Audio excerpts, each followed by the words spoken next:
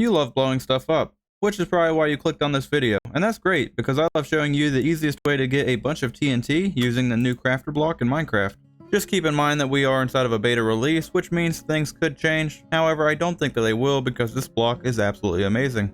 Now before we get started, this tutorial is being recorded on the latest snapshot that you can see in the top left, which is 1.20.50.21. This is of course on the Bedrock edition, however everything that I'm going to show here will work on Java 2 and has been tested. So if you saw my recent video that I just released, you might be familiar with this universal crafter here. This crafter is semi-automatic where you load all of your materials into the droppers, and then you pre-fill the crafter and hit the button, and it's basically going to craft until it either runs out of items or you tell it to stop by powering the lever. This thing is absolutely phenomenal, it is reliable, and it just overall works very well. So if we unpower that and power that, you can see that this is going to start crafting some TNT. However, there is one downfall to this, and that downfall is that it is a little on the slow side. However, that's a big trade stating that you can basically craft anything that you want that's able to be crafted by a crafting table or crafter by using this machine, and it is relatively compact as well. Now, if you have not seen that video, I would highly recommend checking it out because I go into great depth in explaining how the crafter works and some of the things that we can do with it.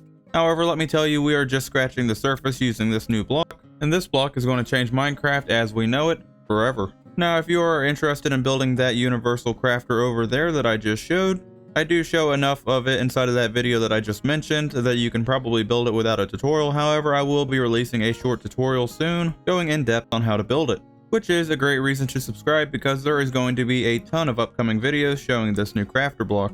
But that universal crafter is not why we are here. We are here because we want TNT and we don't really want to wait around for it. Which means we need a method of creating the TNT very quickly, that way we don't have to wait around, which I'm pretty sure is going to be one of the faster ways possible. Now, this contraption was primarily designed to make a bunch of TNT quickly, however you could probably use this to craft any item very quickly that requires 4 or less ingredients. So essentially what we have going on here is we have a crafter nestled away down here inside of the center, and that is set up and pre-filled with max stacks of the ingredient amounts to make up the item that we want to craft. It's very important that all of these slots are filled all the way up. And then because we are crafting TNT, which only requires 2 ingredients, we have 4 droppers. 2 of those are going to contain sand, 1 on the bottom and 1 on the top. And the other 2 are going to contain gunpowder, 1 here, and then we have 1 in the back as well. And I did leave these accessible, that way if you wanted to add hoppers to them. Although just keep in mind that the hoppers are going to be the bottleneck and they will eventually run out because the hoppers just do not put items inside of the droppers fast enough. And if you want to get a hopper on this bottom one, the best way is going to be put one here and then probably another one here or on this side. Now, if we go to this dropper in the back here, it's very important that this dropper contains the ingredient that's going to be used the most. So if we go around here and click on the crafter, you will see inside of this TNT recipe that the most demand ingredient is going to be the gunpowder. Which means because for every piece of TNT we're using 5 gunpowder versus only using 4 sand, that means that we're going to run out of the gunpowder first. Since we're going to run out of the gunpowder first, this is going to be our sensing dropper, which is going to be responsible for shutting off the crafter. So we want this one to run out before all of the other ones if possible. Now, due to the way that the items get fed into the crafter, this one will not always be the first to run out, and sometimes you might get some ticking, which is totally fine, and that's why we have such a high buffer inside of this crafter. That way, if this one is the first to run out, or this one's the first to run out, it's able to continue crafting TNT. However, this back dropper, regardless which one runs out first, will always run out before the crafter does. That way you don't lose your prime of the items. So I'll explain how this works very quickly in the most simplistic way possible. We are essentially using a comparator clock in order to tick all of these droppers as fast as possible without ticking the crafter. And then we have a separate clock over here which is responsible for ticking that crafter, and it's going to tick it roughly every 2 redstone ticks. The stuff on the left hand side here is basically the safety circuit, so whenever this dropper runs out, that comparator will turn off, power this circuit, and basically power everything. That way the clock stops, that clock stops, and the crafter stops crafting the materials. Now, if you're curious to see if this will craft any other items aside from TNT, stick around to the end of the video because I have not yet tested it, and I don't want to promise anything unless I know that it works. So after I show you how to build this, we'll test it out and see. So what do you say? Let's throw on this lever and see this thing in action. So we have the slow clock going here, and then we have the pulse extender powering this fast clock here. And that's basically going to mean that this is going to craft the TNT probably as fast as possible given this contraption here. Now, the beautiful thing about this is if you actually look into the crafter, you'll be able to see that this crafter is actually keeping up with it, and it's not going to drop any of the item levels, and if it does, it's going to be very slowly and temporarily. Now, it is possible to craft this thing a little bit faster on Bedrock Edition.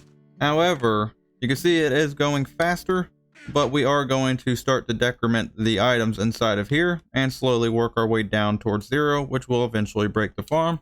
So you are going to want to keep this on a 2 redstone tick delay. And if you were to try to do this on Java, then it would actually burn out this torch and not work on Java.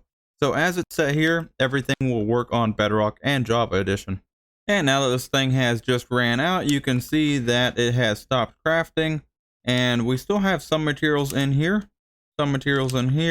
And then this one's going to be empty because it shut off the farm. Now, like I said, sometimes this one will still have some items in it if another one runs out, and that can cause some ticking depending on which one unloads first. That is not a problem. However, as mentioned, this one is going to run out before the crafter does, which means it's not going to break.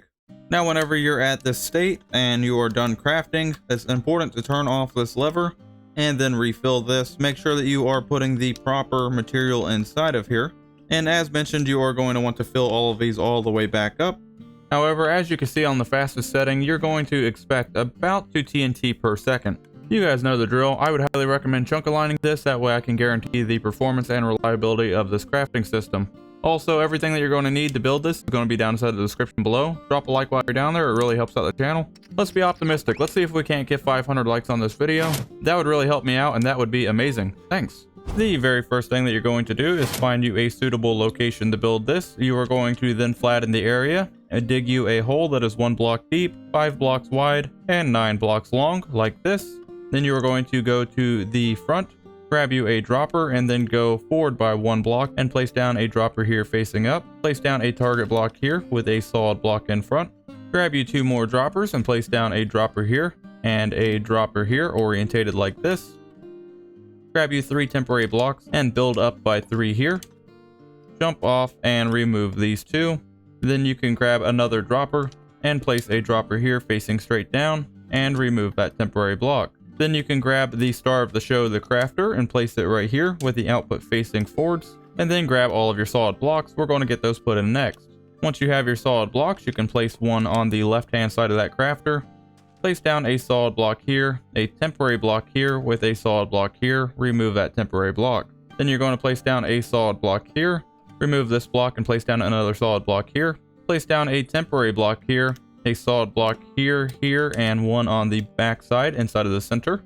Remove that temporary block. Then you're going to place down 3 blocks here, 3 blocks here, 1 block here. Grab you a temporary block and place a temporary block here. 2 solid blocks here and here, 2 more solid blocks here and here. Remove that temporary block. Then we're going to come to the left hand side, go directly behind this dropper and place down a solid block here. And then we're going to go to this block, build this out by an additional 3, build this out by 2, 1, 2. Go to this block and build it towards the front by 2, 1, 2. Place you a solid block here.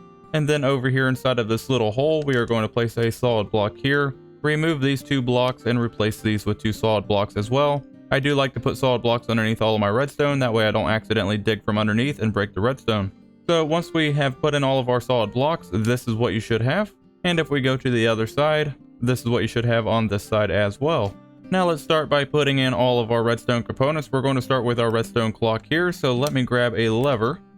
And then we're going to place our lever on this block here. Place it down and turn it on. Then you're going to place a redstone torch on the right hand side of that block. A redstone repeater here facing towards the back.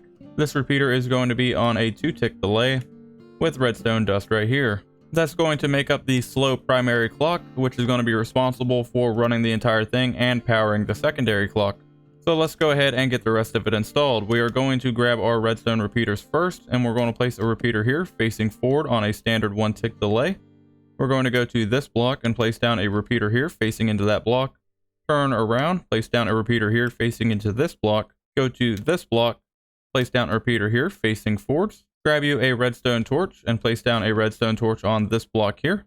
Then we are going to grab our comparators. we're going to go to this block, turn all the way around and place a comparator here facing towards the back, a comparator here facing towards the front, a comparator inside of this hole facing away from this dropper towards the back.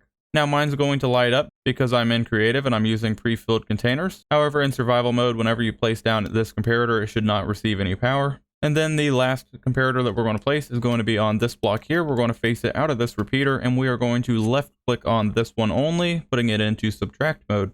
Now we can grab our redstone dust and get it all installed. We're going to come down here and place 2 pieces of redstone dust here, 4 pieces of redstone dust here, 2 pieces of redstone dust here, 5 pieces of redstone dust here, 3 more pieces of redstone dust down here, and then we're going to go up and over to this block and place down 1 final piece of redstone dust there. And that's going to conclude all of the redstone that is required in order to make this crafter work. So this is what it should look like from this side, and if we go to this side, this is what it should look like as well. Now as far as the storage goes, this is entirely up to you. You can have this thing dispensing right out in the front and pick it up if you would like, or you can grab a chest, which is my preferred method. Or you could also have this shooting into a water stream or a bunch of different other options. But for this, I'm just going to use a chest for now. That way we can test it out and make sure that it works.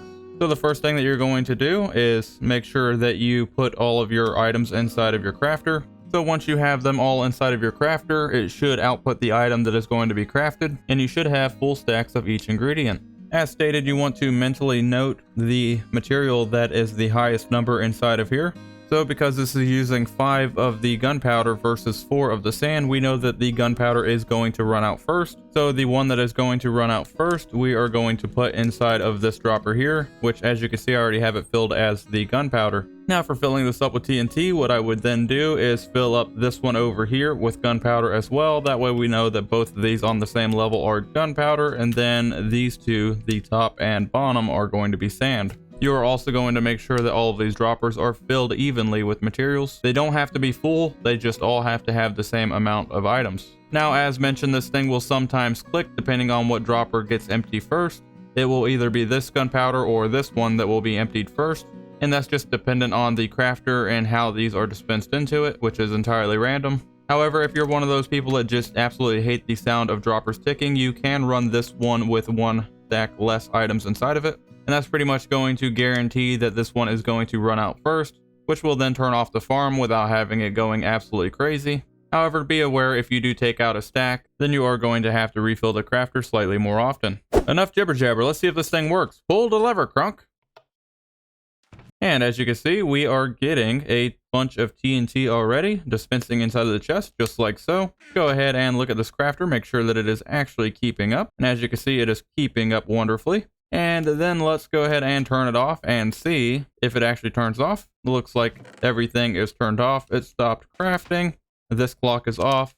The secondary clock is off, and we are good to go. So I'm going to leave this thing crafting. That way I can fully unload all of the materials, or at least most of them. That way I don't have to manually do it. And I'm going to speed this up just to see how much TNT we get out of this thing from a single run with all of the droppers full. And as you can see, it just fully ran out. We have 3 full stacks of TNT plus 3, and it did not take very long at all to craft those. If we take a look here, we have sand still in the bottom one, sand still in the top one, still some gunpowder in this one, and then on this one, it is totally empty. As you heard, whenever this was fully emptied, it did click a few times, which is totally normal, and then it shut off the system like it is supposed to. Which is absolutely amazing. This is going to make blowing stuff up so much more fun and so much easier. Now, chances are, if you're still watching this video, that you're enjoying the content. And if that's the case, then consider subscribing. That way you don't miss any of the upcoming videos like this, or any of the other awesome things that I put on my channel. With you making it this far into the video, you are the real MVP. Why don't you comment exclamation point crafter down inside of the comment section below to show that you made it this far in the video. That way I know who the real MVPs are. With that being said, I think I have my end of the deal to uphold. Let's see if this thing will actually craft anything else. Alright, let's see what we can craft that requires 4 ingredients or less. Oh, we could do a beacon. Yeah, let's do a beacon. So we're going to need some glass, some obsidian, and then a nether star. So let me clear my inventory. So I cleared all of the droppers and the crafter. Let's go ahead and put this one in the center. Now I need obsidian and glass. We have our glass, And now we just need obsidian. And our obsidian, which should be able to craft a beacon. Now we just need to fill up all of the droppers properly. So looking at this, we have 5 things of glass, so we know that our glass is going to run out first. So that one is going to need to be in this dropper here. Our obsidian can be in the top one here. Now because this only requires 3 ingredients and there is a bunch of glass, I'm going to just use the other dropper for glass. So I'll do this one here. And then the bottom one here can be for nether stars. Get this all filled up and top off our crafter. And we should be ready to rock and roll. So let's go ahead and throw this on and see if it actually works for the beacons. And it is crafting beacons. Take a look in here and it is holding all the materials just fine, which means it should successfully craft any of the items that require 4 ingredients or less. You know what that means, don't you? After careful consideration, I have come to a conclusion. That conclusion is we no longer need this crafting table. Get out of here, crafting table. That's a big hole. Anyways, I'll see you guys next time. Thanks for watching.